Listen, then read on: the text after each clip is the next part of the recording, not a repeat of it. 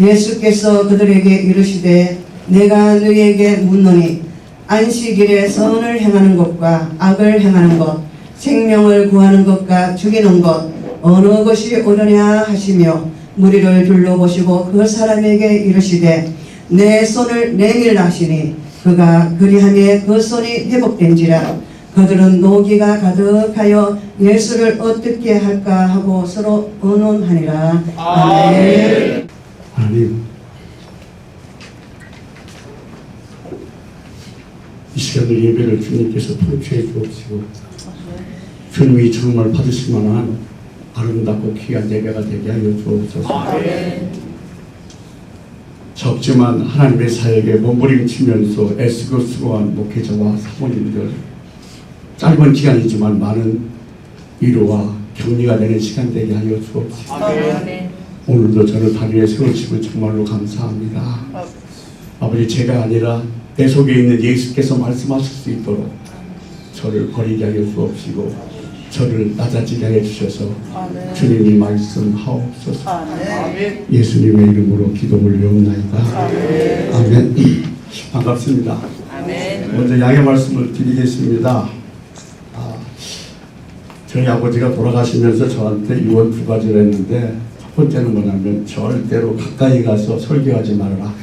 멀리서 보여야 괜찮게 보인다. 그래서 제가 이 위로 올라왔습니다. 주님의 이름으로 환영하고 사랑합니다. 몇 같이 한번 인사했으면 좋겠습니다. 눈을 마주보고 입은 웃으면서 손을 붙잡고 흔들면서 인사합니다. 주님 때문에 행복합니다. 기뻐하고 인사하십니다. 주님 때문에 행복합니다. 목사라 행복합니다. 사모님이라 행복합니다. 기도하겠습니다. 당신이 내 곁에 있어서 행복합니다. 또 하나 우리 아버님의 유언은 절대로 설교는 20분이나 25분 넘기지 말라 하셨습니다. 그래서 너는 절대 설교를 25분 안 넘기려고 하는데, 제가 잘 알고 지내는 목사님이 주일날 설교가 한 12시 20분쯤 끝난답니다. 여쭤봤습니다. 목사님 왜 그러세요? 그랬더니 70% 80%가 주일날 딱 한 번밖에 안 나오는데 한 20-30분 더 듣는들 얼마나 유익하겠느냐. 성도들 사랑해서 20-30분 설교로 더 한다 하시더라고요. 제가 무척 은혜가 됐습니다. 오늘 1년에 한 번씩밖에 안 만나니까.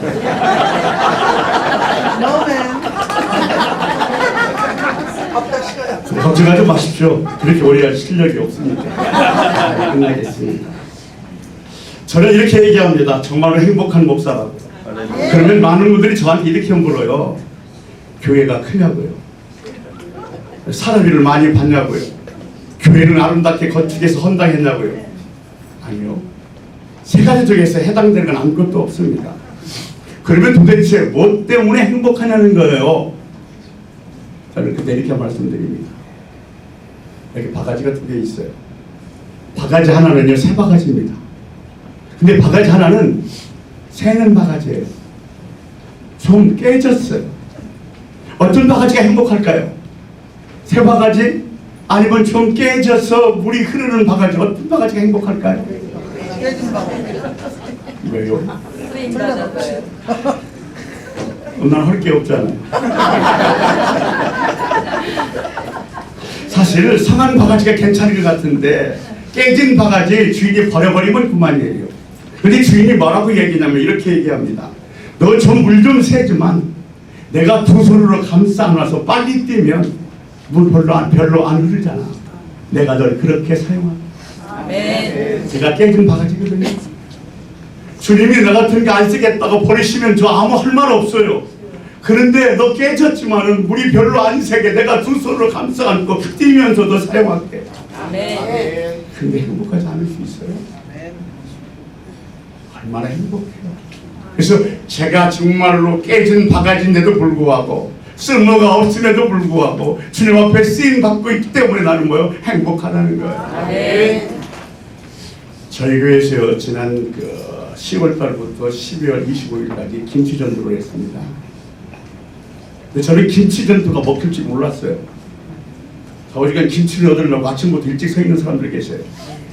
근데 그때 김치전도를 통해서 저희 교회 오신 한 분이 계셨습니다. 근데 김치전도가 끝나니까 안 나오더라고요. 근데 이제 저희 교회 나오면서 저희 교회 집사님을 좀 친하게 지냈던 모양입니다. 그 집사님이 신발 가게를 하는데 자주 들렸던 모양이에요. 어느 날 그 신발 가게에 와서 이렇게 얘기하더랍니다. 저희 교회에서 한 30m 떨어진 고시원에 살고 있는데 더 이상 고시원별 될 수가 없어서 노숙하게 생겼다고. 그래서 우리 집사님이 좁지만 이 가게로서 같이 자작을 하면서 일거리도 조금 주었습니다. 좀 친해지니까 그 노숙자분이 고백하는데 뭐라고 고백하냐면 25년 동안 목회를 한 목회자라고 고백하더래요. 저는 정말 충격받았습니다. 더불어서 정말 감사한 건 그분이 저보다 훨씬 더 나을 수 있는데 주님이 나 버리지 않고 목회할 수 있도록 은혜 주신 게 너무너무 감사해서 정말 행복합니다. 조금은 어때요? 내가 한 사람 두 사람이라도 쓰임 받으면서 목회할 수 있다는 게 정말 얼마나 행복한 일인지 모릅니다. 사람들은 뭐라고 할지 모르지만은 매일 내가 목회할 수 있다는 게 너무너무 행복해서 스스로 속으로 한없이 외칩니다. 나는 행복한 목회자다. 내가 또 하나 행복한 이유는 기도할 수 있습니다. 내가 살아있어서 기도할 수 있으면 얼마나 감사한지. 너는 아무 염려하지 말고 그리고 기도하라 하신 그 말씀 때문에 내가 염려가 아니라 걱정이 아니라 여러분 작은 게 목사님들 눈만 뜨고 나오면 다 문제거리예요. 수없는 염려가 파도처럼 다가올 수 있습니다.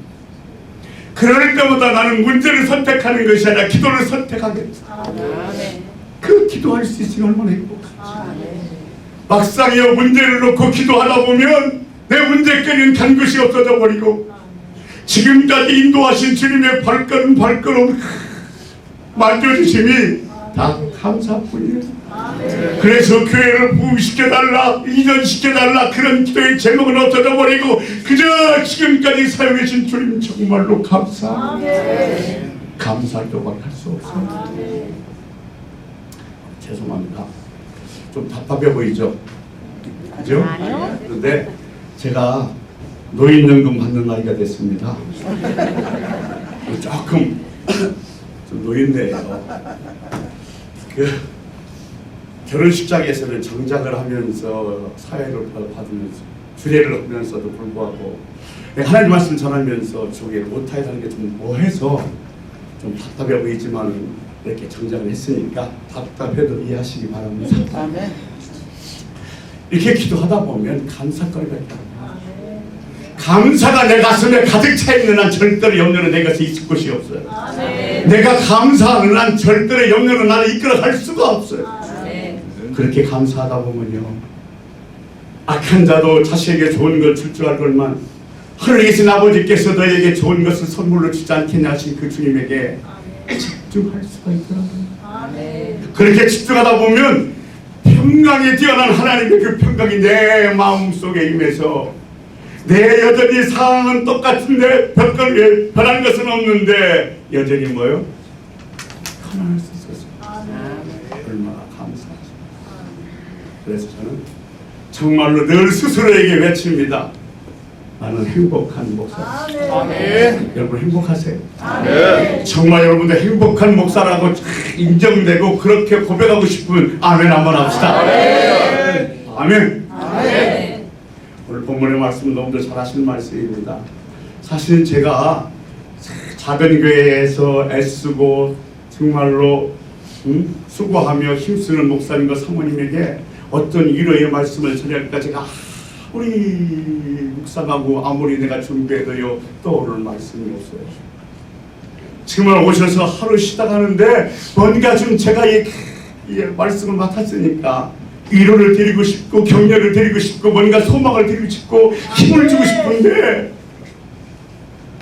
되게 서를 말씀이 없어요. 그러다 오늘 본문을 제가 선택했습니다. 이 본문의 말씀은 우리가 너무도 많이 말씀의 주제로 삼는 본문에 틀림이 없습니다.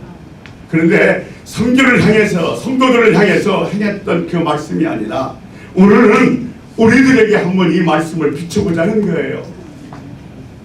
주님께서 우리 본문을 통해서 바리새인들에게 뭐라고 말씀하셨는가? 바리새인은 그 당시의 지도자였습니다. 오늘날 목회자의 지도자인 우리에게 주님은 이 말씀을 통해서 무엇을 말씀하고 계신지를 한번 같이 생각해보자는 겁니다. 주님은 바리새인들의 이중성을 책망하셨어요. 사실 저나 여러분이나 성도나 똑같이 이중성을 갖고 있습니다. 그렇죠? 싫어하면서도 불구하고 만나면 뭐요? 할렐루야, 반갑습니다. 속으로는 싫어하면서 겉으로는 그렇게 할 수밖에 없는 우리 이중성을 다 갖고 있어요. 우리가 신앙생활하면서 현우들도 마찬가지거든요. 말씀을 들으면 들을수록 말씀 노래 삶의 갭은 없어져야 되는데 말씀을 수없이 듣고 있어도 불구하고 실속을 가는 갭이 너무 많다는 거예요. 마찬가지로 목사도 수없이 말씀을 선포하고 있는데 강택상에서 수없이 말씀을 선포하고 있는데 그 말씀과 내 삶은 너무도 갭이 있다는 거예요. 너희는 말씀대로 사냐? 내가 선포한 말씀대로 너희들은 살고 있느냐? 이렇게 묻는 것 같았어요.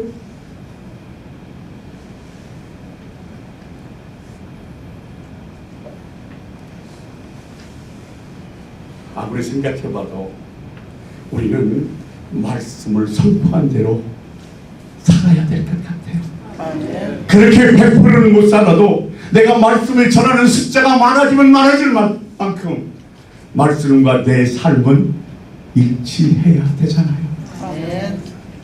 저는 사랑하는 목사님 동지 여러분께 이런 말씀 드리고 싶어요. 우리 내가 말씀을 전하는 만큼 내가 그 말씀대로 살아보자고 몸부림쳐봤으면 좋겠어요. 이중성이 아니라 단일성. 말씀과 내 삶이 같아지는 그런 단일성. 주님이 오늘 그거를 말씀하시는 것 같습니다. 두 번째는 이 성가는 자는 지금 이 회당에 나오는 사람이에요. 바꿔서 말씀드리면 바리새인들의 뭐요? 양들이에요. 성도로 마찬가지라는 거죠. 그러면 손이 마르면 얼마나 손 마른 데가 가슴 아프고 힘들고렵고 그 가족들은 얼마나 슬펐을까, 상처가 있었을까. 그 손 마른 자와 아픔을 같이 하는 공동체 의식이 없다는 거예요. 저는 감히 그렇게 생각해요. 우리는 하나도 좋아요, 둘도 좋아요, 셋도 좋아요. 내게 붙여진 성도라면 그들이 아픔과 그들이 고통과 그들이 괴로움과 그들이 어려움을 같이 느낄 수 있는 공동체 의식을 가졌으면 좋겠어요.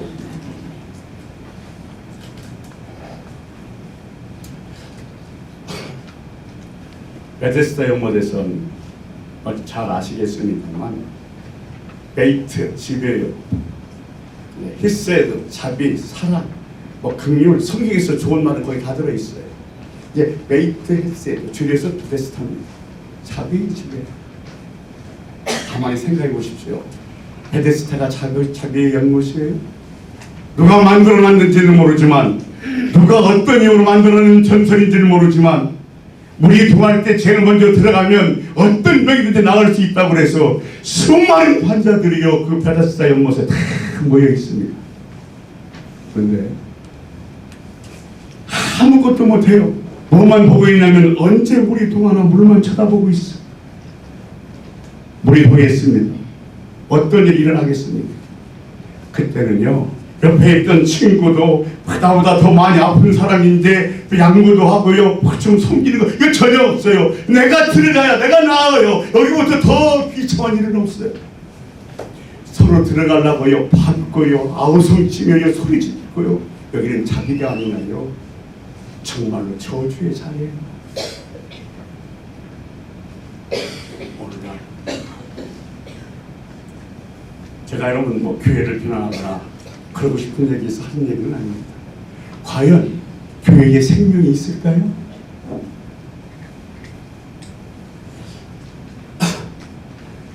극복급 단문이라는 것이 있어요. 무슨 얘기냐 그랬더니 이것도 저것도 다 통하는 정말로 뭐 만사 형통의 그런 어떤 능력 효력을 갖고 있는 것을 극복급 샘물 효력, 꿀물 효력이라고 얘기한대요. 이재명 목사가 PD스트에 나왔었어요. 고향이 모주 비천동입니다. 거기서요 샘물 퍼왔어요. 시냇물 퍼왔습니다. 거기다 분무기에 담아서 팝니다. 근데 거기 간증에서 저는 안 들어가 봤는데 뭐라고 써있냐면 그 분무구로 그 뿌리면요 염증 뭐 부스러기는 다 낫고 심지어는 죽었던 병아리도 살아나고 시들었던 장미도 다시 살아나고 더 놀라운 사실은 고장난 가스렌지 살아나는 게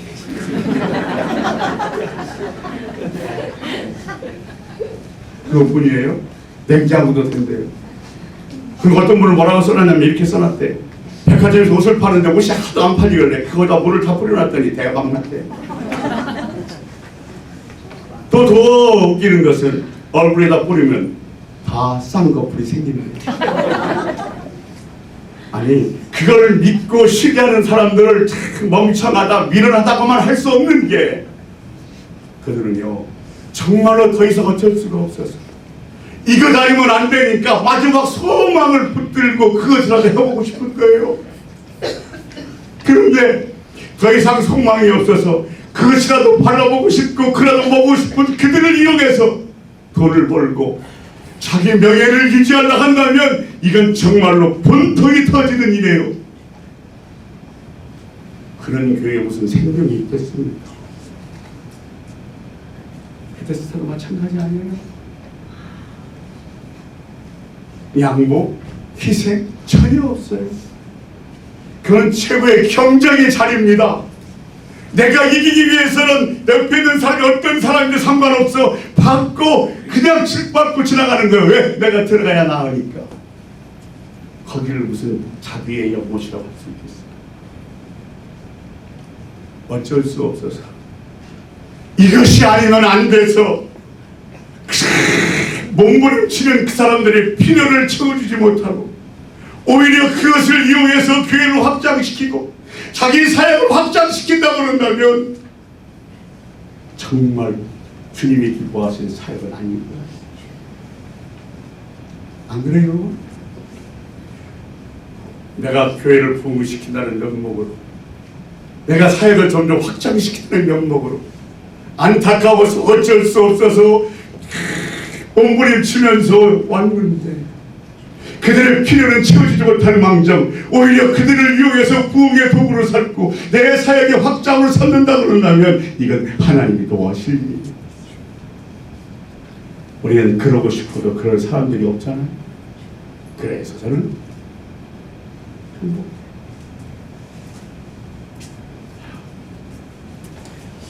요한복음 2장은 우리 분주됐습니다. 3장은 니고데모에게 말합니다. 물과 성령으로 거듭나지 않으면 하나님 나라를 볼 수 없다. 거듭나지 못한다. 그리고 4장에 가서는 사마리아 여인이 나옵니다. 오기만 합니다. 물을 주시옵소서. 우리가 주께서 뭐라고 말씀하시냐면 나는 물이 아니다. 그 물을 줄 수 있는 샘이다 그럽니다. 5절에 와서 베데스다 연못 주님이 38년 된 환자를 고치셨습니다. 한번 조금만 생각해 봅시다. 주님이 찾아오셔서 뭐라고 말씀하시냐면 네가 낫기를 원하느냐? 세상에 뻔한 얘기 아니에요. 그런데 38년 된 환자는 한 번도 누워서 일어선 적이 없는 그 환자는 내가 낫기를 원하느냐? 그 한 말이 얼마나 위로가 됐겠어. 이 사람이 착한 사람이다. 나를 혹시 연못에 밀어줄지도 모르겠다. 낫겠느냐 물어보는 그 말씀에 아마 이 환자는 엄청난 도전과 소망을 얻었을지도 몰라요. 이 38년 환자가 고침을 받은 것은 물이 돌에서도 아니고 또 이 환자를 연못에 넣어줘서도 아닙니다. 생명의 물이신 주님께서 그를 고쳐주셨을 뿐입니다. 그러니까 정말 감사한 것은 상도가 얼마나 많거나 적거나 상관이 없어요. 정말로 내 교회가 내 섬기는 그 재단에 생명의 물이신 예수 그리스도가 있는가? 정말로 생명이신 예수 그리스도만 계신다고 그런다면 우리 교회는 소망이 있는 거 아니에요? 그렇지 않아요? 하나만 더 어려워요. 아직 20분 안 됐죠? 주님께서 베드로의 장모의 열병을 고쳐주셨어요. 그것이 마태, 마가, 누가에 다 나와 있는데 뭐라고 말씀하시냐면 이렇게 말씀하여. 누가복음에서는 열병을 부주셨다고 그랬고, 마태복음에는 손을 잡으셨고, 마가복음에서는 손을 잡아 일으키셨어요. 한 번을 얘기하면 꾸짖고 손을 잡아서 일으켜 주시는 거예요. 아니, 말씀만 하시고 꾸짖어서 그 열병이 떠났는데 주님께서는 왜 베드로의 장모의 손을 잡아 일으켜 주셨을까요? 이게 터치예요. 만져주심이에요. 주님은 단순히 베드로의 장모의 손을 잡아주는 것이 아니라 찾아오셔서 베드로의 장모의 손을 만드신 주님의 의도는 뭐냐면 I love you. 난 널 사랑합니다. 그는 베드로 장모는 열병만 나은 것이 아니라 안에 있는 모든 상처도 깨끗하게 뭐요? 인간에게 줄 수 있는 최고의 선물이 뭐냐 그랬더니 터치. 아프리카예요. 앞에 페시족이族과 쿤도 모키족이라는 족이 사는데 바로 옆에 같은 동네에 살아요. 모든 조건이 똑같아요. 그런데 이 앞에 족이라는 그 족은, 앞에 페시족이라는 족은 성품이 온유하고 아주 평안을 사랑해요.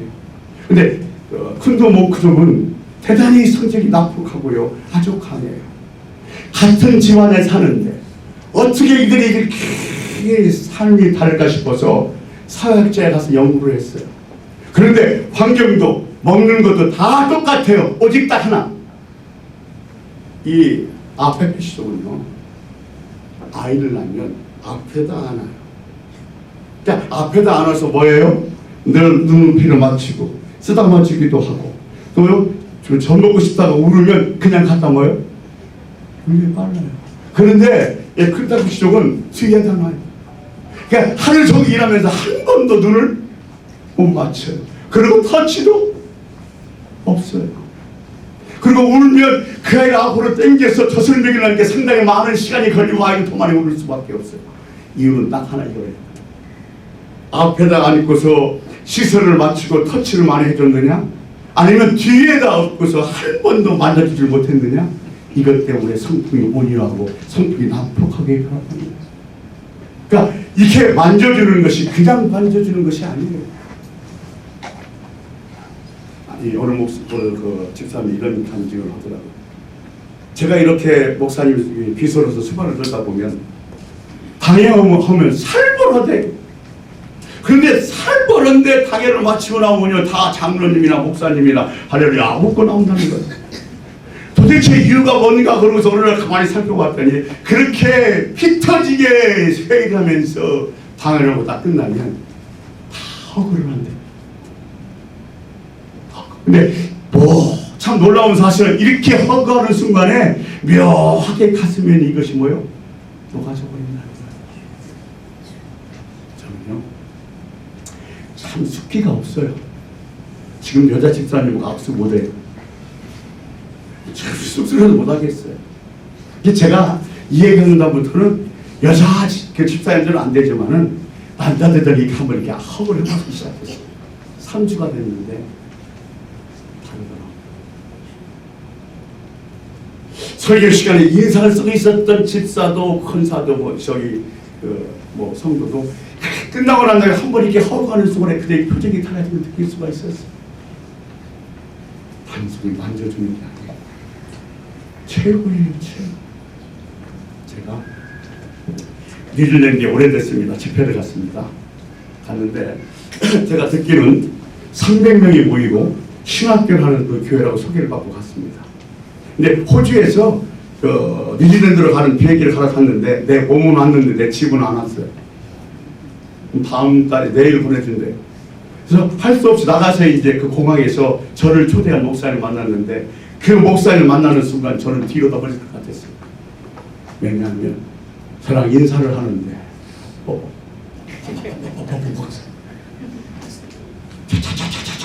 잘 오셨어요. 뭐 하는 거예요? 여러분 상상해 보셨어요? 목사가 말 듣는다는 거? 그러니까 목사님 뭐 하세요? 말도 안 무시해요. 제가 속으로 어떻게 생각했냐면 속았구나. 무슨 놈은 300명에 36만 되고. 그래서 이제 목사님 같이 숙소로 가고 숙소에서 이제 예배 시간이어서 교회를 갔어요. 아무것도 없으니까 뒤에 있는 성경책 하나 올라갈 수밖에 없어요.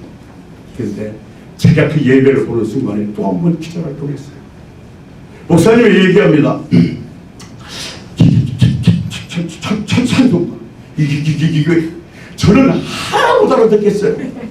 근데 성도들은 뭐 다 알아들어요. 그리고 더 놀라운 사실은 설교 시간에 그렇게 집중할 수가 없어요. 조용히 막 목사님이 다 집중해요. 제가 신통방통 코방통에서 그 아침에 거기서 이발소로 일하시는 집사님이 저보고 아침 새벽기도 마치고 머리를 좀 다듬어 준다고 해서 가서 물어봤어요. 아니 집사님, 나는 죽어도 무슨 말인지 못 알아듣겠는데 어떻게 여러분은 다 알아들어요? 그랬더니요, 또 이어서 아니 예배 시간에 어떻게 그렇게 조용하게 집중할 수 있어요? 물었더니 그 집사님이 하시는 말, 목사님 집중하지 않으면 못 알아들어요. 이 입모양을 보여봐요. 알아듣는다는 거예요. 그러니 얼마나 집중하고 있어요. 제가요 까무러칠 뻔했어요. 이야, 하나님이 사용하면 말도 듣는 목사님도 300명 목회하는구나. 아니 한국이 아니라 투자이면은 이 뉴질랜드 내에서 말이에요. 그러니 우리는 걱정할 필요가 없어요. 주님이 뭐 하시기만 하면 돼요? 쓰시기만 하면 돼요. 쓰시기만. 저와 여러분은 지금 그곳에 하나님께서 교회를 세우시고 그곳을 담당하게 하신 이유는 성도가 얼마가 될지 상관없이 그곳에서 반드시 구원해야 될 영혼이 있기에 그곳에 보내신 줄로 믿습니다. 제 남동생이요 8월 1일 날 하나님의 부르심을 받았습니다. 근데 여기 우리 교인은 없으니까 솔직히 고백하지만 우리 집안에서 예수 안 믿은 친구는 그 친구 하나뿐이었어요. 근데 그 친구가 뭐라냐면 철학관 운영했어요. 그러니 저를 만날 필요가 없지요. 죽어도 안 만나죠. 그런데 병 걸려서 왔어요. 1년 동안 신앙생활하다 하나님의 부르심을 받고 하늘나라 갔습니다. 그러니까 그것을 보고 있던 우리 강도사가 하는 말이, 대성통곡하면서 목사님 저 귀한 걸 깨달았어요. 뭘 깨달았냐면 하나님이 목사님 동생 그 영을 구원하려고 이곳에 보내셔서 1년 가까이 신앙생활 하다가 때가 탁 차니까 부르셨고, 나는 지금 내 고향에 가면 내 어머니, 내 큰어머니, 할머니 수십 명이 있는데 다 불신자. 나 그곳에 가서 교회 세우고 그 영혼도 구원하고 싶어. 그렇게 좀 도와달래요. 저와 여러분이 지금 사역하고 있는 교회 속에서는 정말로 구원해야 될 한 영혼이 있기 때문에 그 사역 감당하게 하신 줄로 믿습니다. 여러분이 힘냅시다. 그 사역만 감당하면 되잖아요. 많고 적고는 소용이 없지 않습니까? 베드로 10번 고쳐주셨어요. 그랬더니 뭐요? 수종들더라 그랬습니다. 예, 수종들더라는 얘기는 원래 원문에 가까이 가보면 옆에 서서 기다리다는 뜻이래요. 그런데 그 단어를 유대인들은 어머니밖에 잘 사용하지 않았다. 지금 베드로 장모가 몸이 나으니까 식탁을 준비해 놓고 식탁 옆에서 뭐요? 베드로 여행이 와서 밥 먹을 기다리고 있어요. 봉사란 두 가지입니다. 첫째, 방향이에요. 많은 사람들이요, 목사도 마찬가지지만 봉사하고 헌신하다가 왜 시험이 되냐면 방향이에요. 상대방이 아니라 나기 때문에 그래요. 봉사한다는 것은 내 방향이 아니라 상대방 방향입니다. 그 사람 방향을 위해서 하는 거예요. 또 하나, 대가가 없어야 돼요. 봉사라는 대가가 없어야 됩니다. 왜 어머니라는 단어를 사용했냐 하면 어머니는 반찬을 만들 때 자기가 좋아하는 반찬 만들어요. 어떤 분은 자기가 좋아하는 거 만든다고 하더라고요. 근데 사실은 자기가 좋아하는 것이 아니라 남편과 뭐요? 자기가 좋아하는 거. 이게 상대방은 그거예요. 그리고 공간의 갈등이 왜 생겨요? 내가 저 새끼를 어떻게 키웠는데 네가 그럴 수 있어? 대가를 바라니까 그런 거예요. 정말로 헌신과 봉사는 뭐요? 그렇잖아요. 자, 이 얘기 말씀 끝낼게요. 한때 해제됐던 이야기입니다. 집사님, 권사님, 장로님, 목사님이 적국에 같이 들어갔습니다. 집사님이 딱 들어오니까 우리 주님이요 보좌에서 벌떡 일어나 막 뛰어나오면서 얼마나 반갑게 맞이해 주는지 모르겠대요. 이제는 권사가 왔더니 목사님이 보좌에서 일어나 권사의 머리를 쓰다듬어 주더래요. 이제 장로가 왔더니 주님이 일어나서 한번 이렇게 안아주시더래요. 목사님 왔습니다. 그랬더니 우리 주님께서 보좌에서 꼼짝도 않더래요. 그래서 하도 답답해서 이 목사가 물었습니다. 주님, 집사가 오고 권사가 오고 장로 올 때는 벌떡 일어나서 이렇게 쓰다듬어주고 안아주고 하시더니 왜 꼼짝도 안 하십니까? 그랬더니 주님이 하시는 말씀이 내가 일어나면 네가 이 자리에 앉으려고 그러지.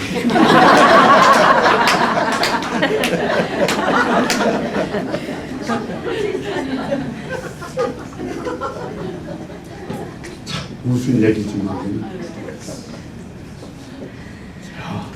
또 행복한 이유가 뭐냐면 개뿔을 내가 교만할 이유가 하나도 없잖아요. 내가 성도가 많아요. 내가 사례비를 많이 받아요. 내가 교회를 건축했어요. 나는 주님의 자리에 앉을 꿈도 못 꿔. 그러니 주님 내 보시기 얼마나 아름답겠어요. 그래서 큰 것보다도 작은 게 좋아요. 왜? 주님의 모든 관심이 그곳에 머물기 때문입니다. 네. 자, 사랑하는 목사님 동지 여러분, 그리고 사모님들 많이 수고하시는데 좀 약소하지만 잘 쉬었다가 잘 드시고 잘 주무시고 가시길 주의 이름으로 부탁을 드립니다. 그리고 1박 2일은 좀 짧은 것 같아서 내일부터는 2박 3일 하고 싶으니까 위에서도 많이 기도해 주시기를 부탁을 드리겠습니다. 잘 오셨습니다. 잘 시작하십시오. 기도하겠습니다. 하나님, 사람이 무슨 위로와 무슨 격려가 되겠습니까?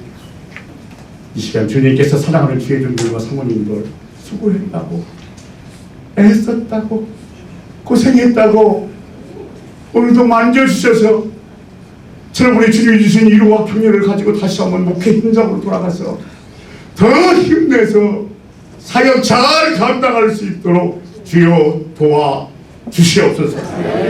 특별히 저들이 이 밤에 찬양하고 기도할 때 주님이 만져주심이 있어서 풀어지고 해결되는 귀한 역사가 있는 밤 되기를 소원합니다.